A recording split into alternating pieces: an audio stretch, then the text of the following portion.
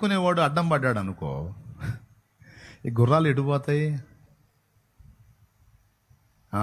మన దేహానికి పగ్గాలేసి పట్టుకుని రథ సారథి ఆత్మ, ఆ సారథే అడ్డం పడ్డాడు.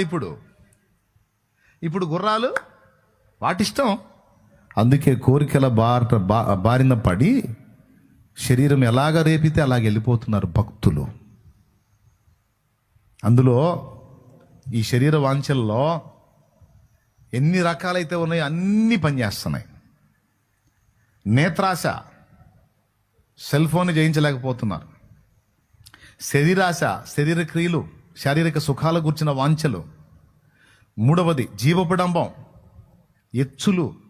నన్ను పొగడాలి, బాగా అనుకోవాలి, గొప్పగా అనుకోవాలి. వాడిని అనుకుంటున్నారు, వీడిని అనుకుంటున్నారు, నన్ను అనుకోవట్లేదు.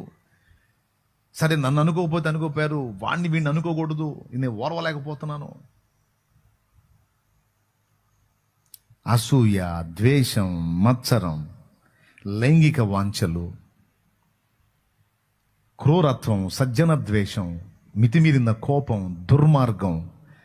ఉండాల్సిన చండాలాలన్నీ కూడా శరీరంలో ఉన్నాయి. వాటన్నిటినీ కంట్రోల్లో పెట్టి ఉంచే ఆత్మేమో చచ్చిన స్థితికో లేదా అపస్మారక స్థితికో వెళ్ళాడు. అప్పుడు ఇంకేం చేస్తాయి బ్రదరా? ఉద్రేకం చెందుతాయి. ఆత్మీయ జడత్వంలో నువ్వు ఉంటే, ఆత్మ జడస్థితికి నువ్వు వెళ్ళిపోతే శరీరం చైతన్యవంతమై శరీర కార్యాలే రేగుతాయి. మరి ఇప్పుడు ఏం చేయాలా? సిగ్గు తెచ్చుకోవాలి మనందరం కదా. వినేవాళ్ళు తెచ్చుకోవాలి, తర్వాత వినబోయే వాళ్ళు కూడా సిగ్గు తెచ్చుకోవాలి. అరే ఇది మిస్ అయ్యాను రా నేను. ఇది రెండవ నష్టం. ఇంకా శరీరం దాని ఇష్టం వచ్చినట్టు వెళ్ళింది. పగ్గాలు వేసేవాళ్ళు లేడుగా. మనం ఏం చేస్తాం? దేవుడి చేతికి అప్పచెప్పానన్నా, దేవుడి చేతికి నా ఆత్మను అప్పచెప్పాను, నా శరీరాన్ని అప్పచెప్పాను, దేవుడే తీసుకెళ్తాడు నన్నని. మరి నువ్వెందుకు నీ ఇష్టం వచ్చినట్టు చేస్తున్నావు? దేవుడే తీసుకెళ్ళాలంటే శారీరకంగా కూడా నువ్వు అడ్డంపడి ఉండు. నువ్వు నడవాక, అసలు చూడవాక, అసలు సచ్చిన శవంలాగా ఉండు. దేవుడే తీసుకెళ్తాడు. చెప్పడమే అన్ని దేవుడికి అప్పచెప్పానని నీ ఇష్టం వచ్చిన టూర్ ఎగుతా నిన్ను నువ్వు మోసం చేసుకుంటున్నావు, ఎదుటి వాళ్ళని మోసం చేస్తున్నావు.